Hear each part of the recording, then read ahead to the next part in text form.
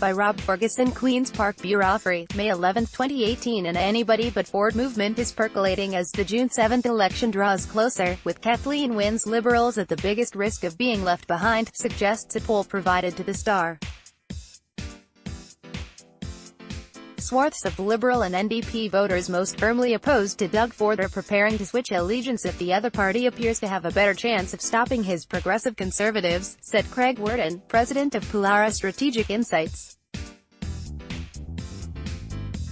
The likelihood is stronger in Toronto than in the rest of the province and is a red flag to the Liberals because they have a higher percentage of voters motivated mainly by anti-Ford sentiments than Andrea Horwath's New Democrats. Worden added, the Liberals may stand to lose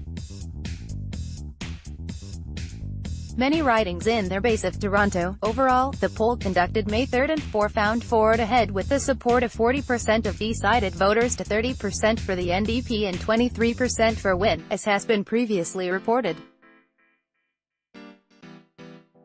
A further breakdown of the results shows that province-wide, 60% of NDP voters motivated to back Horwath by their opposition to Ford said they are likely to switch to the Liberals if necessary, while 78% of Liberal voters were ready to back New Democrat candidates.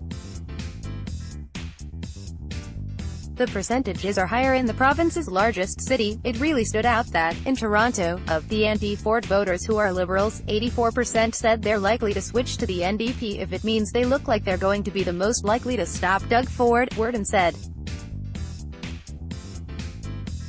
And 92% of the NDP feel the same.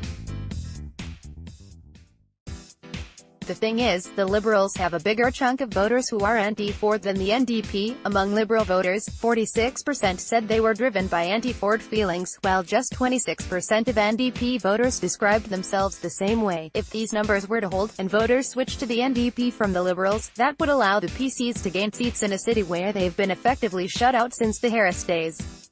Worden said. Ford, who took aim at Horwath before a leaders debate Friday in Parry Sound, is promising income tax cuts along with a $6 billion cut in government spending. You think Kathleen Wynne's bad? She'll even be worse. Everyone remembers the dreaded NDP years, destroyed the province, raised taxes, literally destroyed the economy. We don't want that to happen again, Ford said in reference to the Bob Rae government, which was mired in the recession from 1990 to 1995. Both the Liberals and New Democrats are trying to position themselves as the best alternative for progressive voters worried about the future of government services such as health, education and childcare. Wynne's rallying cry has been, care, not cuts, while Horwath notes, people want change this time around. And it becomes very clear, then, that the choice for change is between Mr. Ford or myself. And Mr. Ford will absolutely drag this province backwards. The Pollara poll was an online survey of 1,011 Ontarians who identified themselves as eligible to vote in the election.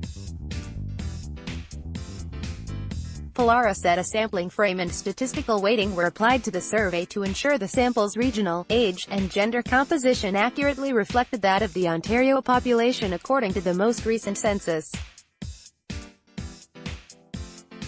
Because the sample is not a probability sample, a margin of error cannot be applied to the survey. As a general guideline, a probability sample of this size would carry a margin of error of plus or minus 3.1%, 19 times out of 20. Regional and demographic subsegments of the total sample carry larger margins of error, with the Toronto sample at plus or minus 6.4%. Top stories, delivered to your inbox, new NEWSLETTERHEADLINESSIGN up.